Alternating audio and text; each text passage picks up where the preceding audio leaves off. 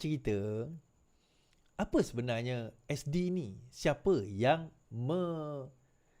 sebenarnya, golongan mana dan kenapa mereka tiba-tiba cerita pasal SD? Baik. Dan sebelum kita cerita pasal itu, rupanya Sanusi pun sudah pick up. Sanusi dakwa SD sudah cukup, tunggu hari sahaja. Datuk Seri Sanusi mendakwa Perikatan Malaysia sudah mempunyai jumlah SD yang cukup untuk menumbang ke Kerajaan Perpaduan. Menteri Besar Kedah bagaimanapun tidak memaklumkan secara terperinci termasuk jumlah SD yang diperolehi. Cukup, sudah, tunggu hari saja, katanya. Boleh berkata demikian mengulas dakwaan SD untuk menjatuhkan kerajaan di bawah pimpinan Perdana Menteri Datuk Seri Anwar Ibrahim. Semalam media melaporkan Ketua Pembangkang menafikan, ini semalam kan cerita, menafikan kononnya Yang di-Pertuan Agong memberi perkenan kepada 118 ahli parlimen. Baik. Bersatu kata tak ada SD. Bersatu kata tak ada, SD tu palsu. PAS kata ada. TUN kata ada. Bukan TUN. Cytotun kata ada. Jadi, apa yang kita boleh conclude dekat sini, tuan-tuan? Apa yang kita boleh nampak dekat sini? Apa yang kita boleh nampak dekat sini? Dia sebenarnya macam saya kata itu. Saya nampak, lepas saya fikir sehari ni kan, semalam saya fikir, hari ni saya fikir, kenapa? Yang keluar cerita SD ni, tuan-tuan, datang daripada Cytotun. Bila saya cek Cytro PN, Bersatu, Cytro Bersatu pun tak carry cerita SD 120 ni. Hamzah Zainuddin, Cytro dia orang, Ratu Naga ke, siapa 2-3 orang Cytro dia orang, saya nampak dia orang tak carry pun cerita 120 SD ni. Yang carry Cytro Tun. Bila saya teliti balik, rupa-rupanya dia orang sudah dapat maklumat bahawa kroni Tun dan anak Tun sedang dan sudah pun disiasat oleh SPRM. Tuan-tuan perasan tak? Cerita kerajaan nak tumbang hari Jumaat tu jatuh hari yang hampir sama pada bangunan Ilham disita.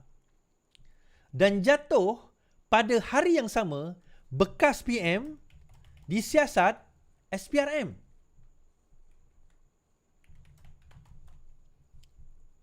Bekas PM disiasat SPRM.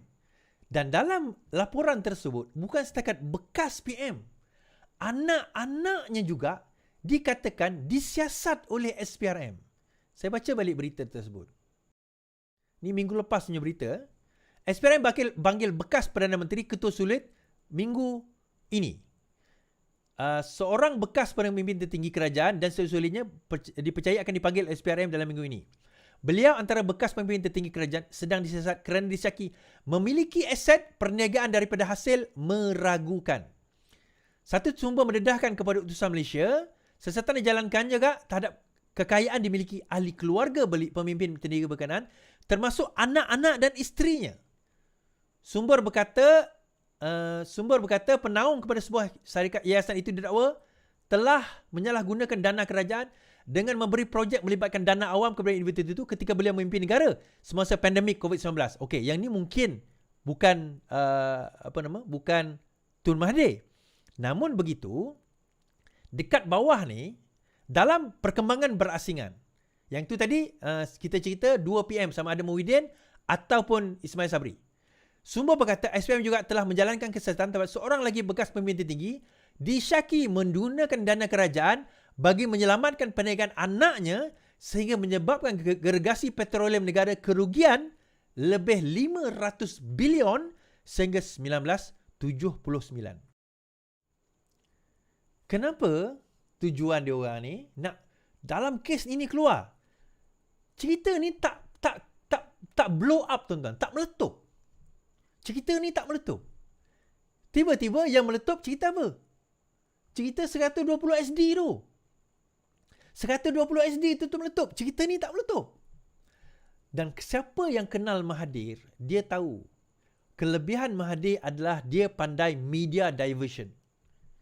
Saya bagi contoh. Peristiwa Memali tahun 80-an. Untuk apa, tuan-tuan?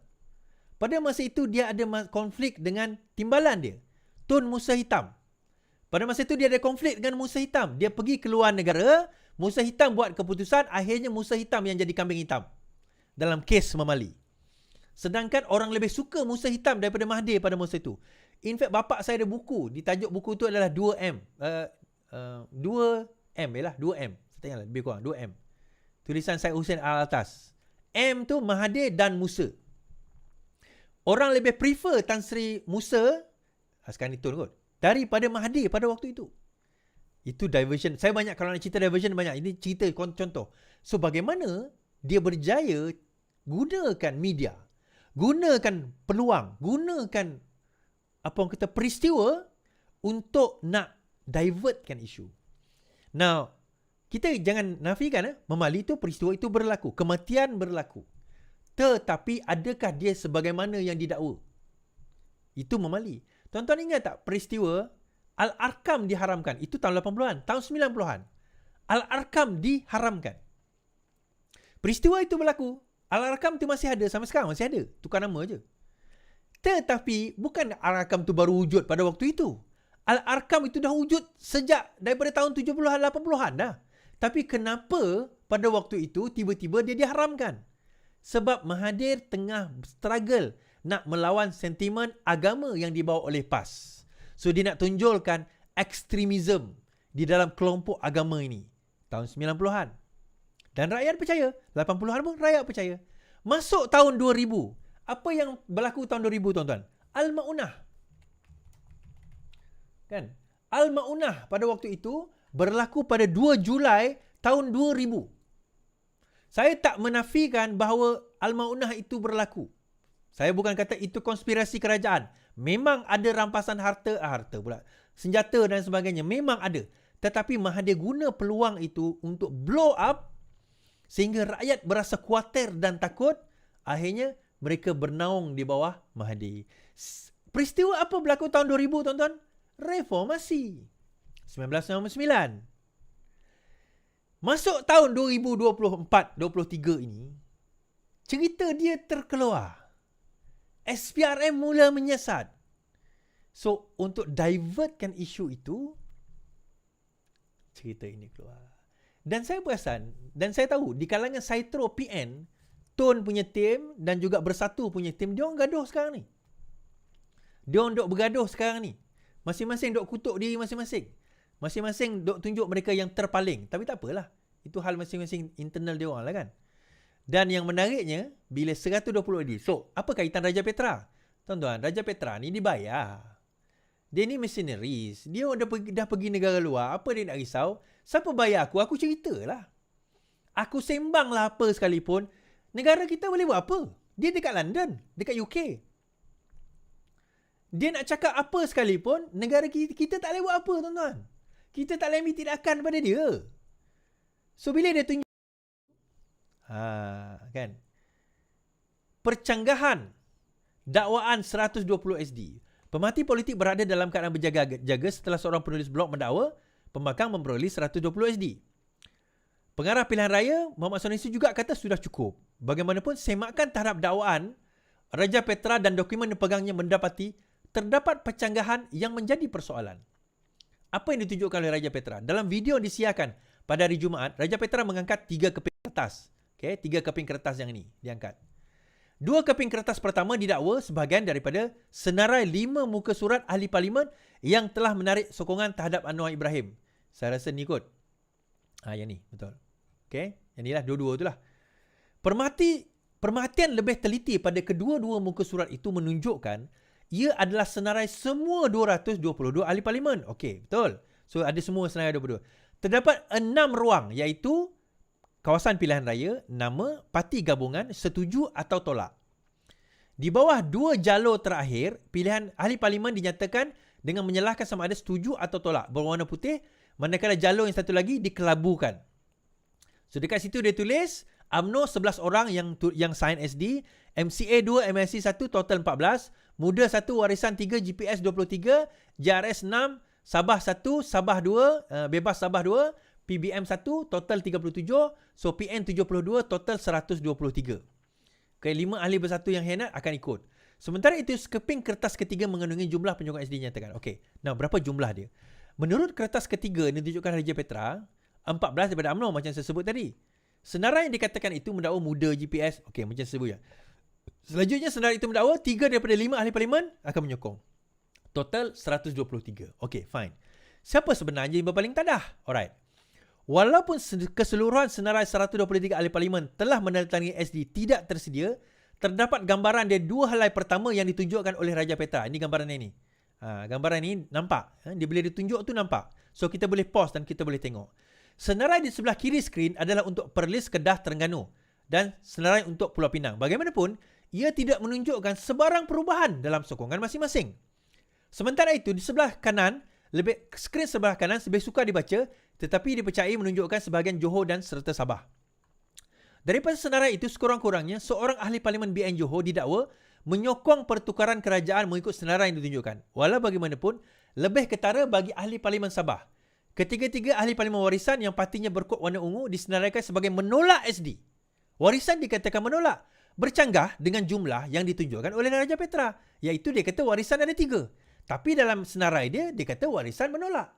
So yang mana satu? Warisan terima ke warisan tolak? Tiada seorang pun daripada ahli warisan yang menarik balik sokongan kepada kerajaan paduan. Kata ahli parlimen Kota Belud, Munirah Majlis kepada Majlis Malaysia Kini. Sementara itu, senarai itu menunjukkan ada 6 ahli parlimen GRS serta 2 ahli parlimen BN Sabah didakwa menyokong langkah itu. Itu termasuk daripada ahli parlimen BN yang tidak senarai dalam pengiraan Raja Petra. Malaysia Kini cuba mendapatkan maklumat daripada mereka yang terlibat. Ketika dihubungi Presiden PBM dan ahli parlimen tunggal Larry Seng, dia tidak pernah didekati untuk menandatangani sebarang SD. Sebab dekat sini dia kata PBM ada satu, Larry Seng ada satu. PBM ni parti, saya lupa nama PBM, Parti Bangsa Malaysia. Larry Seng, orang Sarawak. Dulu dengan saya. Dia kata tak ada orang datang minta sign SD dengan dia. Bagaimana Sabah? Pencegahan dalam dokumen, Raja Petra mengesahkan dakwaan ahli majlis tertinggi UMNO, Lokman Adam, bahawa warisan dan JRS tidak akan menyertai langkah politik yang dispekulasikan. Bagaimana dengan GPS? Premier Sarawak mengatakan bahawa ini semua adalah masa. Kan? Dia kata, GPS kata, ini adalah semua buang masa.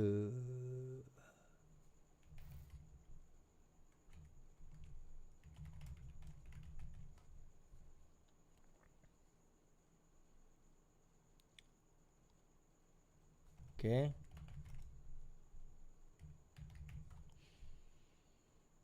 Okey, ini adalah kenyataan Abang Jo kira-kira 6 hari yang lalu. Okey. Baiklah, bertemu semula Premier Sarawak Tan Sri. Saya share. Abang Johari Tun Uping menafikan keterlibatan dalam langkah Dubai untuk membentuk kerajaan baru di peringkat persekutuan bersama Perikatan Nasional PN. Katanya gabungan Parti Sarawak GPS pimpinannya tetap dengan pendirian memberi fokus kepada kestabilan politik negara dengan menyokong kerajaan perpaduan untuk menggerakkan agenda pembangunan negeri itu. No, kita yang pentingnya ialah kestabilan kerajaan Malaysia. Kita bersaing dengan rakan-rakan neighbor kita. Kalau Malaysia akan kabut ke Datuk, siapa nak nampak duit ke Malaysia? Nah, kalau investment sudah masuk, peluang Dia kata kalau kelang kabut macam ni, siapa yang nak bawa duit ke dalam Malaysia? pekerjaan akan kurang. Yang jadi mangsa rakyat. Pemimpin berkebut-kebut pakai apa? Pemimpin buat apa? Termasuklah saya macam juga heran juga apa hal nama saya ni masuk dalam Dubai ya. Nak jadi apa? Perdana Menteri. Ada. Dia kata saya pun heran kenapa nama saya pun dimasuk dalam tu nak jadi apa? Dia kata. Kan? Saya translate lah untuk tuan-tuan Kan? Kalau tak masa macam je saya pun terkejut juga. Oh, tidaknya offer saya Perdana Menteri. Saya tahu juga kita nangga baju kita pun. Tangga sukat baju kita. Kita pakai baju sukat tu aja lah. GPS 23 ke. Dah you naik, jangan ngencang you lagi di bawah. Okey. Kan kita follow ye. Okey. Ramai orang tak faham dia cakap tu. Dia kata, dia terletak nama saya sebagai Perdana Menteri. Dia kata, Dia letak nama saya sebagai Perdana Menteri. Dia kata, kita pun faham, kita ukur baju di badan sendiri. Kita ukur baju di badan sendiri, dia kata. Kami ni 23 kursi. Dia lantik kami jadi Perdana Menteri. Kat bawah nanti dia hentam kita. Encang tu maksudnya hentam. Dia hentam kita sebab kita 23 kursi. PN ada 71 kursi. Takkan yang 71 kursi tak nak jadi Perdana Menteri. Dia letaklah kita jadi Perdana Menteri dulu.